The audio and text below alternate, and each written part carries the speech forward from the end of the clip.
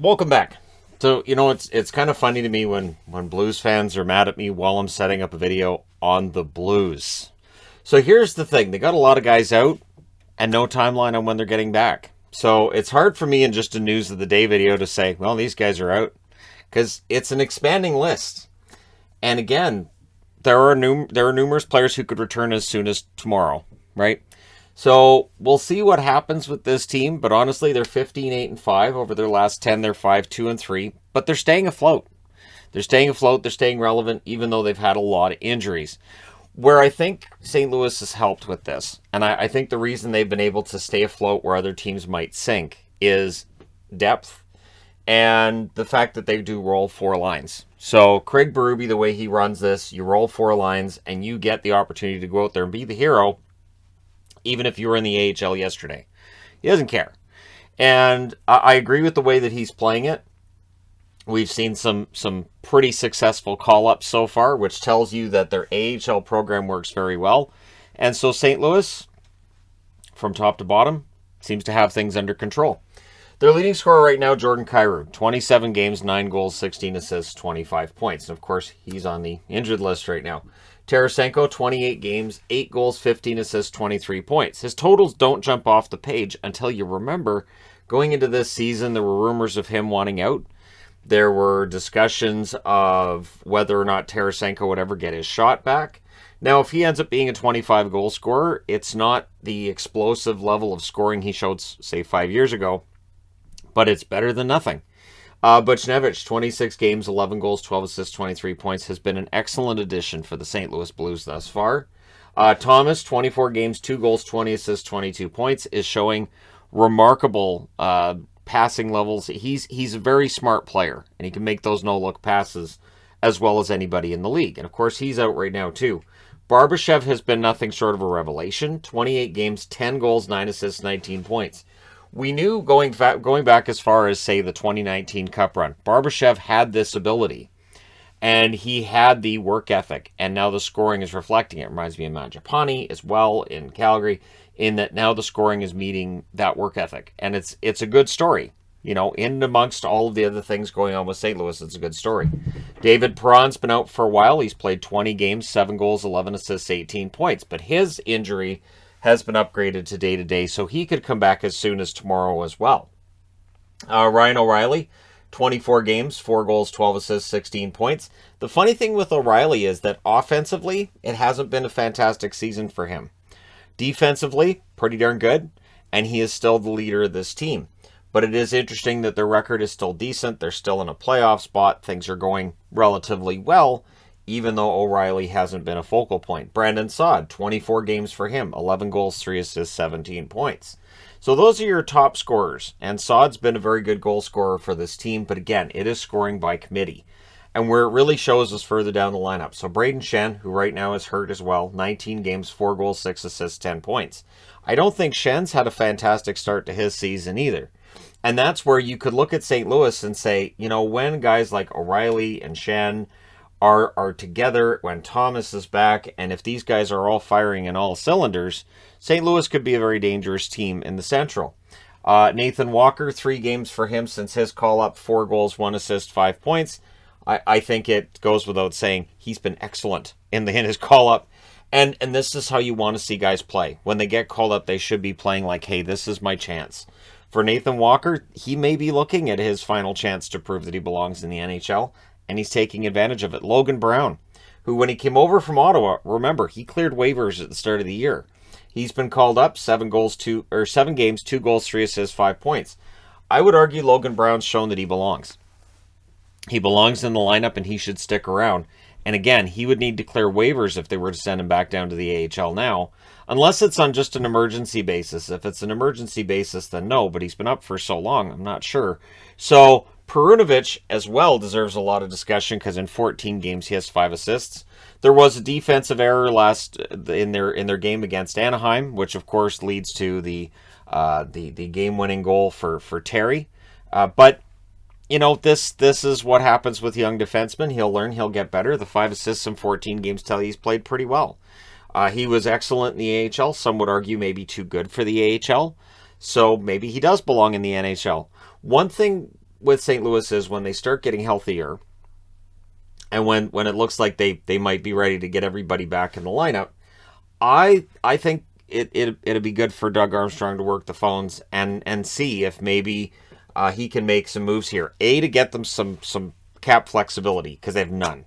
Part of the problem they've had is they've had to use emergency recalls, and they don't have the cap space to call up, like Hofer as a goaltender they can't call up, right?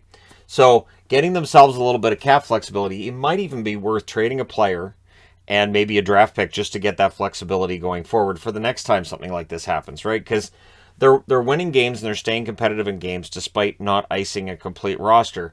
That's not ideal. So you don't want to be doing that again, right? So because this season's been very unpredictable, and it is possible that they find themselves in a situation like this again at some point down the road, might be better for them to make a trade. And again, they have to wait until guys are healthier before they're going to be able to do that. But it might be a good idea. Binnington, 8-5-3 record, .912 save percentage. Binnington, I think, has been uneven. I think he's played well, but I think he's been kind of uneven. Some games he looks great. Other games he looks kind of average. And of course, he right now is on the list. We'll get into the injured list and the protocol list and all that in a minute here. Lindgren is 3-0 with a .947 save percentage. So, I don't know. I think Charlie Lindgren's a pretty good goaltender. Yes, this is an NHL where maybe they don't have a book on him. Maybe if he stuck around, they'd get a book on him and his numbers would start to tumble tremendously. But still, Lindgren's a good story. Ville Husso, 3-2-1 record, .927 save percentage, has shown he's an NHL-level goaltender. So again, this is where that question mark comes of there might be a team out there looking for a goalie. If St. Louis plays this right, could they maybe get themselves back a draft pick or something in exchange for another goaltender? Hofer, 1-1 with an .880 save percentage. He would have been called up if the cap would have allowed for it, but it didn't. So Lindgren and Gillies are up on emergency recall basis. The interesting thing to me is I think Lindgren outplayed what Hofer showed in the 2 games he's played, where he's 1-1 with the .880 save percentage. Gillies, 0-1 with a .923 save percentage. He was good. He played well in the game he played, and that's really all you can ask for. St. Louis has still got some impressive stats when it comes to scoring. They are 7th in the league with 3.36 goals for per game. And again, it's a matter of it's by committee. There is no one hero when you're looking at St. Louis. There is no one line you can look at playing against this team and say, okay, if we shut down, say, the Shen line, we shut down the Shen line, we've got him. If we shut down the O'Reilly line, we've got him. You have to worry about all 4 lines. And their defense is pretty evenly spaced out, too, in terms of ice time and who's more important. I think when they let Pietrangelo walk and go to Vegas and they picked up Krug instead, Krug is not the same level of defenseman as Pietrangelo, as nobody's going to believe that. But the amount of cap space they would have needed to allocate to Pietrangelo, that now they're giving some of that to Krug, the leftover cap space has definitely helped them stay competitive. And I would think the situation would be worse if they'd kept Pietrangelo. They wouldn't have been able to have the lineup they had, which is still at the cap, right? So I think their blue line is underrated. I think Parayko's not on the board, underrated as well. Their defense, 2.75 goals against per game, 15th overall, so they're right around middle of the league. Again, their goaltending, I think there's been some inconsistency there. Again, Lindgren really impressed me. Husso's been good. Bennington's had some, and again, there's a couple of lopsided scores in there that are going to cause their goals against to be a little bit higher. Their power play's been excellent, 29.5%, which is 3rd. One thing that having a really good power play and just having good goal scoring will do is it should open up the ice a little more. Teams aren't as likely to want to take a penalty because you have a very good power play, whereas if you have a horrible power play, they're not really worried about taking a call. Their penalty kill's been good, 82.7%, which is 10th overall in the National Hockey League. So their special teams are absolutely helping them win more games than they otherwise would, because they're not making excuses. And I've seen people say, well, why aren't they shut down when other teams are? Well, right now, we've only got 2 guys on the list. There's 2 on the protocol list. So you would be stating that a team should get shut down for injury, which is a whole other ballgame. And it's never happened in the National Hockey League. And wow, that would affect the NHL just forever, right? Because you could just say, all right, well, we've got 8 guys that are injured, so we can't go out and play hockey. And yeah, so right now we have Binnington and Falk who are still on the protocol list. They could come off the list as early as tomorrow. Once they come off the list, then it's a matter of, are they in game shape? Are they ready to go? Some players can come off the list, go right back on the ice, and they're fine. Other ones, it takes them a little while longer. An example is Bozak. Bozak's off the protocol list, but it's not injury related. He's still out, so it might be taking him a little bit longer. And as he's one of the older members of the Blues, that's quite possible, right? So then you've got the all listed as day-to-day, which includes Bozak. He's still just listed as day-to-day. Perron has been upgraded to day-to-day with an upper body injury. Kyrou is just day-to-day. So there's no concrete date with Kyrou. It's not like it's week to week. It's just it's day-to-day. He could be back in the next game. Thomas, lower body injury, day-to-day. Braden Shen, upper body injury, day-to-day. There's no concrete information on how long anybody's going to be out or what's going to happen between now and then kind of thing. So, I mean, they could have Shen back for the next game. They could have Kyrou back for the next game. They could have Perron back. One of the reasons that they're going through all of this is because if they put Perron on long-term injured reserve, he'd have to stay out at least until the 20th. And because they're not willing to do that, that would tell you that Perron is close. And so they don't want to risk him not being able to play because of the way that long-term injured reserve system works and leave themselves even more shorthanded, right? So Perron has to be close. It's the 13th now. He should be back, you would think, either next game or the game after. So it shouldn't be that far out. Then there's the injured reserve and players who are eligible to come off of it tomorrow, and that includes Ville Husso as well as Jake Wallman. So Ville Husso coming back would kind of clear up this goaltending kerfuffle that they're going through.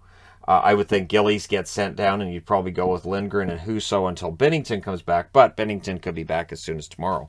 So by tomorrow, we could be looking at Binnington and Husso being the goaltending tandem again, and all cleaned up in net. So, and I'd feel kind of bad for Lindgren for getting sent down, because honestly, he's been great. And I'm all for the Lindgren Gillies revenge tour on teams not having faith in them and not signing him and all that. Now, also, 21st at the earliest is when Costin could come back. Costin could be off he has an upper body injury, same as Wallman has, lower body injury for Husso. Costin has been very good at times. His scoring hasn't quite been what was expected of him. But again, because they have scoring by committee, when Costin's not getting those points, it doesn't matter. It's the same as what the New York Rangers have gone through. The New York Rangers, they have scoring by committee. So when Kakko's not scoring or Lafreniere's not scoring, there's no pressure on those kids. Better get it going because the team's suffering without you. They're fine. They've got all the other guys scoring as well. And then December 19th is the earliest James Neal would return. Neal's had a rough start to the season, right? And I don't really think there's any other way to put it. James Neal is winding down his career at this stage, and having him back, it'd be good to have that experience in the lineup because there's a lot of kids in this lineup right now. But the scoring side of it, that's not really Neal's thing at this point. Now, their upcoming schedule, they play tomorrow at Dallas. So that's going to be interesting because Dallas is very good at home. St. Louis and Dallas have a rivalry that dates back to the Minnesota North Stars. It's an underrated rivalry because it's not really a heated rivalry. It's not one that's seen a whole lot of dirty hits and horrible things happening, but it's been interesting because they meet in the playoffs quite often. And then on the 17th, they're at home against Dallas. So it's a home and home with the Dallas Stars that's up next. They should be able to win that game at home against Dallas. Dallas is not very good on the road. They're very good at home. So if they get the split there and go to, say, 16-9-5, I think they'll take that. Then they go to Canada for 3. And then it's a matter of these guys coming off the list. Are they eligible to cross the border? Have they tested positive too soon to cross the border without dealing with quarantines? But if they don't have to worry about quarantines and all that, then you have Winnipeg on the 19th, Ottawa on the 21st, so a week from tomorrow. And then they close out their schedule before the Christmas break on the 23rd at Toronto against the Maple Leafs. Of these 5 games, I could see them winning 1 out of 2 against Dallas. I could see them winning both, but I'll say 1 out of 2. They should be able to beat Ottawa. And then between Winnipeg and Toronto, they probably win one of those games with how they've been playing. So I think they should be able to win 3 of their next 5. St. Louis has shown that they're resilient. They're able to get points when other teams would struggle to. And again, It's coaching, it's systems, it's players coming in from the AHL and fitting in seamlessly. I talk about this a lot in videos, but it's important because there was a time in hockey where guys would come in from the AHL and you could tell they didn't fit in and they weren't, up to speed on some of the systems being used at the NHL level because they were different in the American League. That has changed. Leagues have really synergized the message from top to bottom through the NHL, AHL, and the ECHL as well.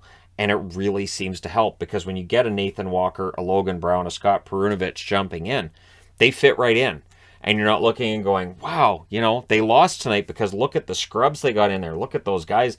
This is just awful. And again, that's something you would see a lot in hockey, say back in the 90s. A team would get injured, you'd lose 3 or 4 guys, and the season would be, all up in arms because the guys who are filling in just aren't as good. And they just aren't very good. I can remember many, many conversations in the workplace about, boy, if the Canucks just, those AHL guys, they're trying, but it's just not there. And yeah, they lost the game last night, and that's injuries. And so that's why when I'm doing reviews, previews, and all that, I don't talk a lot about the injuries. There are a lot of teams dealing with injuries. And with 17% of the league at this point, that's an estimate from Frank Saravelli. I have no reason to think that that's not pretty accurate. But about a fifth of the league already having been on the protocol list, it puts a strain on teams in a league where we're already dealing with a lot of injuries as it is. It's a very fast game. It is a hard-hitting game. The hitting isn't what it was, say, 20, 30 years ago, but the hits are a lot harder and a lot faster than they used to be. Like these, and I'll say that there were the hard, fast hits, but now they all are. It feels like every hit is a really hard, fast hit, and it's easy to see guys getting hurt. So it has definitely put a strain on teams, and it's put a strain on most of the teams in the league at some point during this season. So I'll keep an eye on how St. Louis does, but it has been fun watching them get through this and see these guys come up from the minors and play really pretty darn well. So I guess the question I have for Blues fans is this: of the fill-ins, whether it's Walker, whether it's Brown, whether it's Perunovich, or any of the others, which ones would you like to see stay around, and which players who are on the injured reserve list do you think maybe they could part with or not? Do you just look at the team and go, nope, they're good just the way they are? They don't need to trade anybody. They don't need to do anything. Everything is just fine. Let me know your thoughts in the comment section below as always. Don't forget to hit like and subscribe if you're browsing your way through. You just happened upon this video. Thank you guys so much for watching, for all your support. I will talk to you again soon.